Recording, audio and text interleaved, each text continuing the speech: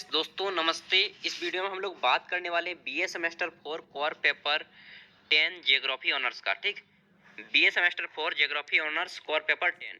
तो जिन लोगों ने ज्योग्राफी ऑनर्स रखा है और सेमेस्टर 4 का एग्जाम है, ठीक ना, परीक्षा है, उनका कोर पेपर 10 किस प्रकार पूछा जाएगा। तो आइए देखते हैं। देखिए दोस्तों, ये 2021 में 2021 में एग्जाम लिया जा चुका है।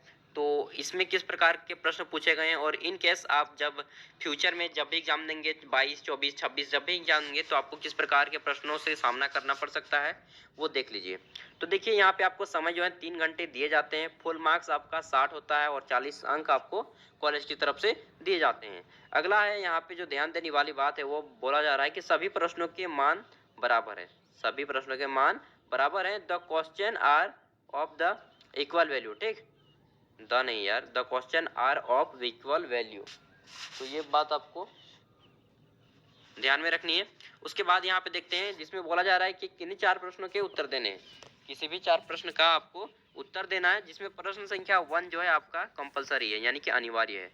प्रश्न संख्या 1 को बनाना ही बनाना है। उसके बाद जितने भी बचते हैं उनमें से किसी 3 को डिफाइन करना है, उत्तर देना है। तो आइए देखते हैं कि प्रश्न संख्या 1 क्या है। तो प्रश्न संख्या 1 आपका टोटली ऑब्जेक्टिव है। तो पहला प्रश्न है आपका, दिलवाड़ा जैन मंदिर कहाँ स्थित है। दिलवाड़ा का जैन मंदिर कहाँ स्थित है। उदयपुर में, या फिर पुष्कर में, या अजमेर में, या माउंट आबू। तो दिलवाड़ा जैन मंदिर कहाँ पे स्थित है, माउंट आबू में। देखिए, आप एक बार स्वयं चेक कर लीजिएगा। भारत में सर्वप्रथम वायुसेना प्रारंभ हुई कब हुई। 1911 में, 1912 में, 1913 में, या 1914 में। तो वायुसेना कब प्रारंभ हुई थी, ये डेट तो मुझे याद नहीं है, लेकिन याद होना चाहिए यार। जिम कॉर्बेट उद्यान स्थित है। जिम कॉर्बेट कहाँ पे स्थित है, शिमला में, या मसूरी में, या नैनीताल में, या दार्जिलिंग में। तो जिम कॉर्बेट किस जगह स्थित है ये आपको बताना है। आराम से इजीली ये सभी क्वेश्चन का आंसर आपको गूगल में मिल जाएंगे। निम्नलिखित में से कौन एक प्राकृतिक उत्पादक नहीं है, ठीक ना। Which of the following is not a natural product. तो प्राकृतिक उत्पादक क्या नहीं है, गंगोत्री, वुलर झील, नंदा देवी पर्वत, या ताजमहल। तो आप सभी को मालूम है कि ताजमहल जो कि खुद से नहीं बना है, इसने बनाया गया है। अगला क्वेश्चन है, एक अच्छा गाइड होना चाहिए। आलसी, must be a good guide. मतलब जो आपको गाइड करता है वो कैसा होना चाहिए, आलसी होना चाहिए, लेजी होना चाहिए, या फिर मनी, ये क्या लिखा जी, मनी ग्रिड, धन लोलुप। मतलब जो धन के पीछे आगे पीछे होता हो उसे बोलते हैं धन लोलुप होना चाहिए, या बहुभाषी होना चाहिए, मल्टी लिंगुअल होना चाहिए, या फिर अज्ञानी होना चाहिए। तो आपको जो गाइड करता हो वो उसका स्वभाव कैसा होना चाहिए, उसका स्वभाव मल्टी, जो आपका बहुभाषी है वो होना चाहिए, ठीक ना। अज्ञानी, तो ये तो होना ही चाहिए, इग्नोरेंट। आगे देखेंगे दोस्तों, हमारा क्वेश्चन है कि ग्रांड ट्रंक रोड, जिसे आप जीटी रोड कहते हैं शॉर्ट फॉर्म में, ठीक, किसने बनाया। ग्रांड ट्रंक रोड का निर्माण किसने कराया था। Who build the grand trunk road. पहला ऑप्शन है आपका बाबर, दूसरा ऑप्शन है आपका चंद्रगुप्त मौर्य, तीसरा शेरशाह सूरी, या पृथ्वीराज चौहान। तो इसका उत्तर हो जाएगा शेरशाह सूरी ने बनवाया था, ठीक, जीटी रोड। अगला क्वेश्चन है दोस्तों, हाउस बोट भारत में पाई जाती है। हाउस बोट भारत में पाई जाती है। House boat is found in India कहाँ पे, डल झील में, या फिर नैनी झील में, या फिर चिल्का झील में, या पिछोला, ये क्या है जी, पिछोला झील। तो इनका नाम तो मैं पहली बार सुन रहा, पिछोला झील का। आप देख लीजिएगा। देखिए, देखना आपको काम है दोस्त। अगर आप बोलेंगे कि आप तो बना के नहीं दिए, तो बना बनाया खिचड़ी ना सबको खाने का पसंद है, लेकिन उसका मजा नहीं आएगा आपको, क्योंकि परीक्षा में आपको लिखना है, मुझे नहीं। अगला क्वेश्चन है, एच मैगलन किस प्रकार का पर्यटक था। लोकल पर्यटक, क्षेत्रीय पर्यटक यानी कि लोकल, स्थानीय, रीजनल, या महाद्वीपीय पर्यटक। तो यहाँ पे उत्तर आपको मिल गया होगा, या वैश्विक पर्यटक। तो मैगलन, फर्डिनांड मैगलन, जिसने अमेरिका की शायद खोज की थी, ठीक ना। तो यह किस प्रकार का पर्यटक था, यानी कि किस प्रकार का जो टूरिज्म था, ठीक। What kind of tourism was Magellan. तो आपको इसका उत्तर देना है। वह संपूर्ण द्वीपों में घूमता था, विश्व में घुमा संपूर्ण। तो आप इसका उत्तर देखिए, कॉन्टिनेंट और वैश्विक, ग्लोबल। यहाँ पे ना थोड़ा सा हमको डाउट है, इसलिए आप इसे आराम से सर्च कीजिए, सभी प्रश्नों को सर्च कीजिए यार, एक प्रश्न क्या। अगला क्वेश्चन है कि पर्यटन के विकास को प्रभावित करने वाले सामाजिक कारक नहीं है। पर्यटन को विकास को प्रभावित करने वाले सामाजिक कारक कौन सा नहीं है। यहाँ पे आप इंग्लिश में क्वेश्चन पढ़ सकते हैं, there is no social factor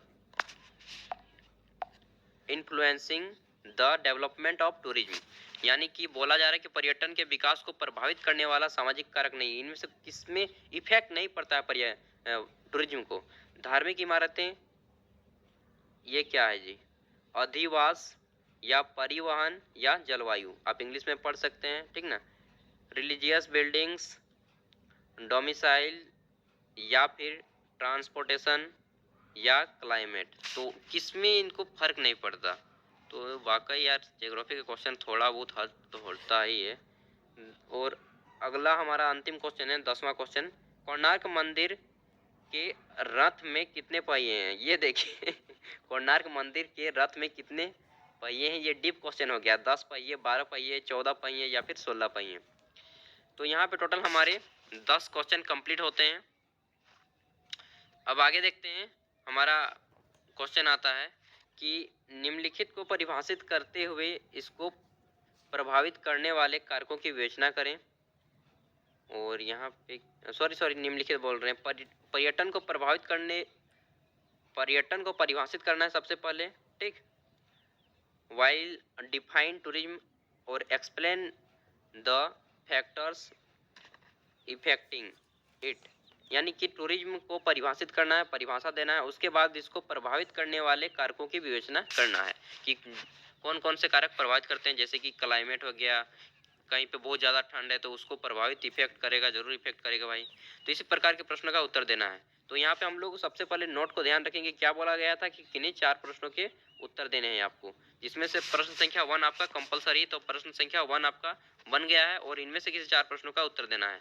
और यहाँ पे अगर आप भागा देके देखेंगे 60 को 4 से, तो आपको आएगा 15 मार्क्स, यानी कि प्रत्येक क्वेश्चन आपका 15 मार्क्स का है। और 15 मार्क्स के प्रश्नों का उत्तर आपको कितने पेज में देना है, तो एक खड़ा पन्ना और एक खड़ा पन्ना का एक साइड, यानी कि 3 पेज में, और शब्दों में इनकी संख्या हो जाएगी 240। अगला क्वेश्चन है दोस्तों 3 नंबर, पर्यटन में आवास की भूमिका का विस्तार से वर्णन करें, ठीक। Describe in detail the role of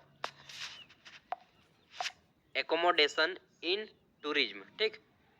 और पर्यटन की में आवास की भूमिका का विस्तार से वर्णन करना है। उसके बाद explain in detail the role of transport resource in the development of tourism, यानी कि पर्यटन के विकास में परिवहन के साधनों की भूमिका को विस्तार से समझाइए।